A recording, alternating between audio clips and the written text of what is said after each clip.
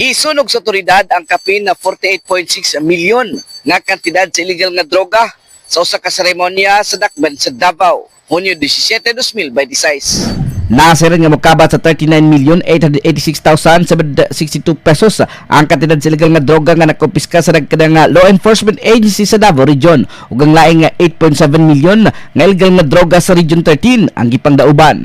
Ang aktibidad gipanguluhan ni Philippine Drug Enforcement Agency 11 Regional Director Attorney Benjamin Gaspi ug Davao City Police Office Chief Police Colonel Peter Bauzon Madria nga gitambungan ni Honorable Judge Rowena Apo Adlawan, RTC Executive Judge sa Davao City, isip guest of honor ug speaker, higmana sa nagkadang ahansya sa panggamahanan. Napakahalaga ito kasi laging tinatanong ng ating mga media friends sa mga interview, press conference, na ano ba ang nangyayari kapag na-confiscate na o na-seize ang droga sa ground. Yan po ay, of course, ang proseso ay isasubmit sa forensic laboratory natin. It will reinforce the integrity of the PDEA and the other law enforcement units that drugs are not recycled. That is why we have to destroy all those drugs that have been confiscated or seized during their operation.